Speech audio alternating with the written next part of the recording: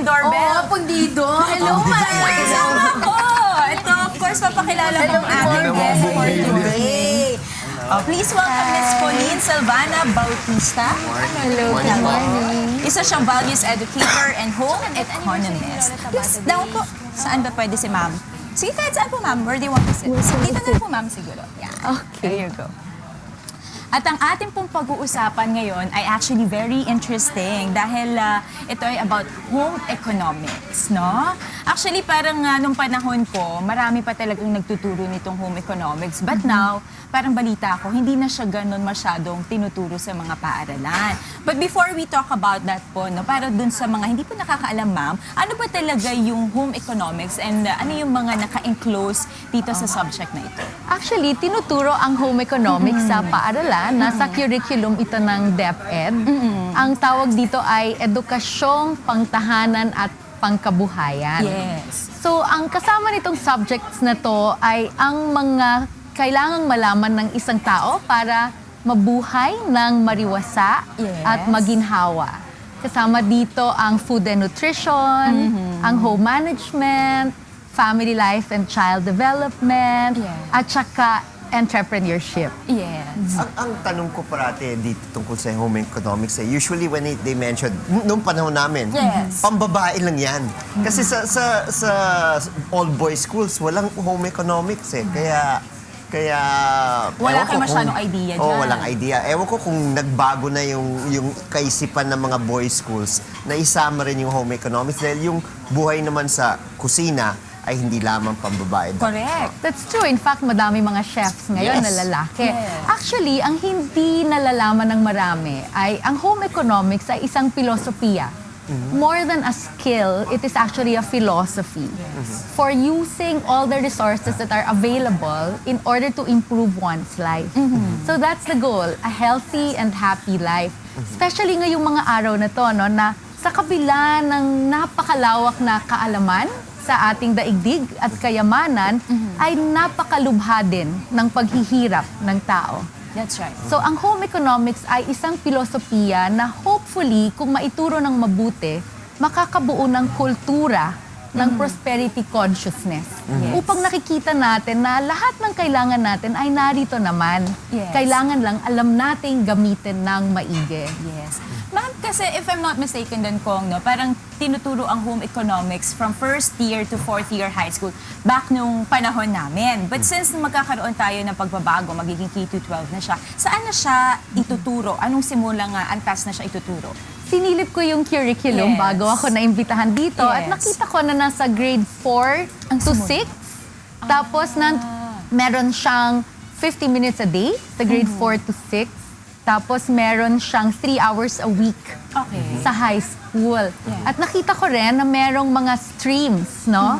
Sa mga pangkabuhayang kaalaman na related sa home economics. Kagaya ng bakery, handicraft, production. Pero ang importante kasi sa home economics, no, na sa araw-araw ng pag-aaral ng bata, magagamit niya agad ang kaalaman sa kanyang kalusugan, sa kanyang pakikitungo sa pamilya, at sa kanyang praktikal na pangangailangan.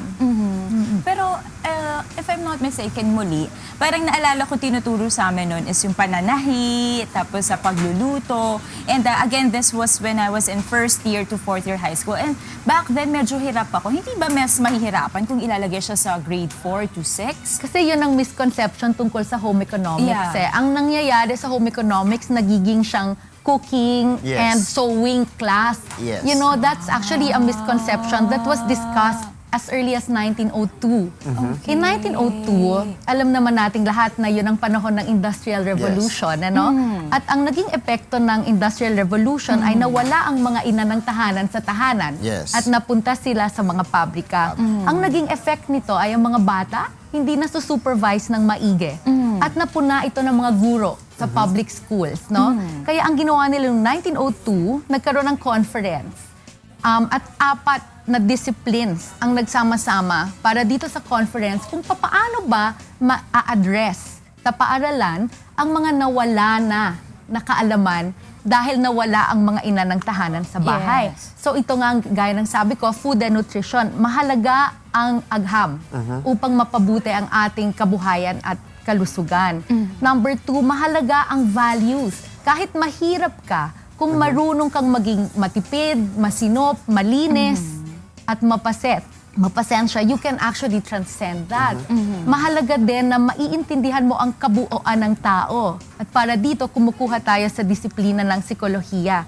At syempre, mahalaga na maganda ang nakikita natin sa araw-araw. That's right. Kaya ang disiplina ng sining ay mahalaga din. See? So, hindi siya pananahe at pagluluto. Yun kasi yung siya ay madalas filosofiya. talaga. Oo, kaya nga nung naimbitahan ako dito ni Ninang Riza, talagang pumayag ako agad kasi sabi ko, napakamalaking misconception na ang home economics ay sewing at cooking dahil ito ay hindi lamang sewing at cooking. Ito ang filosofiya ng paggamit ng resources upang mapabuti ang buhay ng tao. Yun ang philosophy. I have a question. Yes, sure. Kasi in this time po na everything is so fast Yes. and modern. Right. But how are you as educator, how do you encourage yung ating mga estudyante to be able to be interested or to be able to be hooked on to this kind of subject in class? Actually, it's interesting that you use the word hook because that's actually a word used in understanding by design, which is something of 2010, 2011. What we do is we actually give workshops to teachers to help them to teach children how to deal with the speed at which knowledge is passed on. In fact, you can download our book. It's there. And there is a word that is key to that, no? And it was a word that was coined by Joey Ayala. It's salundiwa, catching your thoughts very, very quickly. And suridiwa, learning how to survey what everyone else is thinking in a very fast way. So you're right, speed is a very important element now. And it's not because children have short attention spans, it's because they can process so much more than our everything is generation so can visual process. already. Exactly, everything is so visual. In fact, when I was teaching in graduate school, I would tell the teachers that, you have to be like a TV host. You have to have a storyboard because every second you have to address that rich mind that's capable of actually imbibing so much. So when I teach them how to make a storyboard for a 50-minute class. Yes. Pretty much like you Kanina, guys ma'am, you do. mentioned na itong home economics, it's not just about learning the skills but also values, no? So, paano ba talaga nakakatulong ito sa values formation, particularly sa mga bata? Okay, so actually, home economics is values formation. And the skills are an effect of the process of learning the values. So it's really process-oriented. It doesn't matter how good your project is, but what is important is that you know how to make that project so that in real life, you will learn the habit of patience. You will learn craftsmanship. So nakakatulong ang home economics sa mga bata kung ito ay maturo ng mabuti ayon sa kanyang filosofiya. At nakakasama ito kung ang focus ay ang output.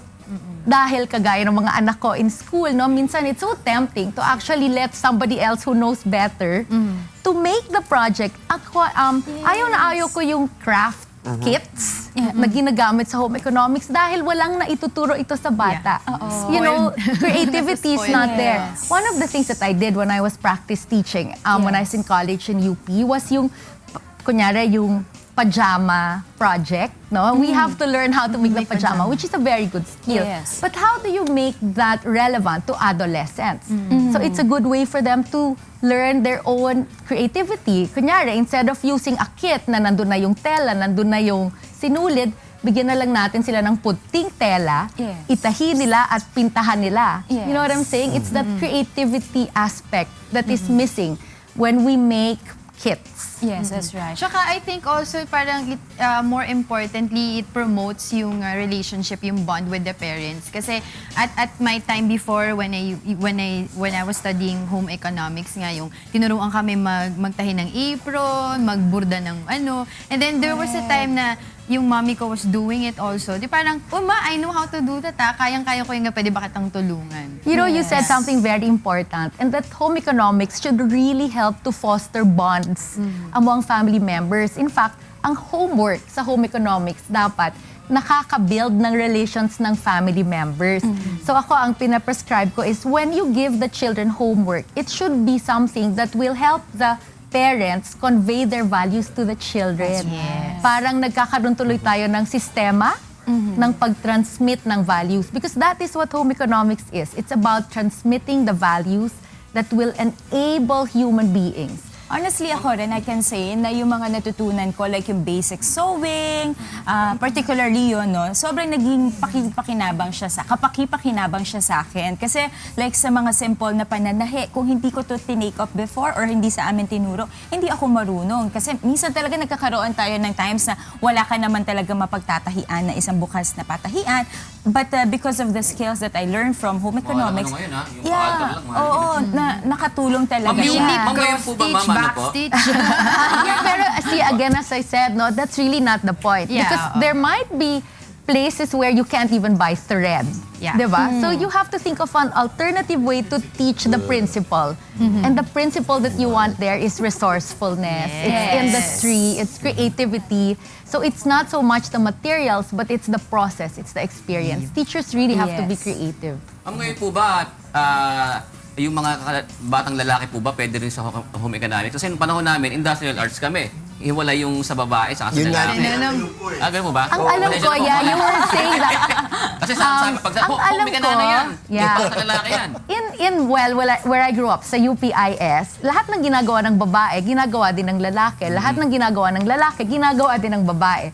So ang mga lalaki nagtatahi din at ang mga babae nag-aalaga din ng aming mga pigs and goats. That was in the 1970s. It was a long time ago.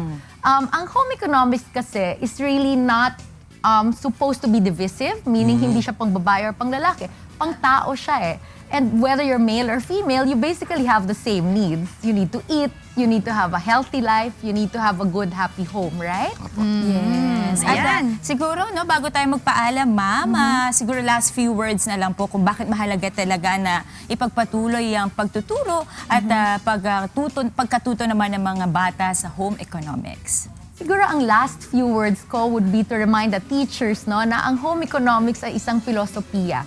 At ang gusto natin ay mahubog ang bawat bata na mamuhay ng mariwasa at masagana. At ang gusto natin sa paaralan ay mabuo ang kultura ng pagkaalam kung paano magagamit ang mga limitasyon sa kapaligiran na talagang nangingiral ngayon upang ang bawat tao ay magkaroon ng magandang buhay.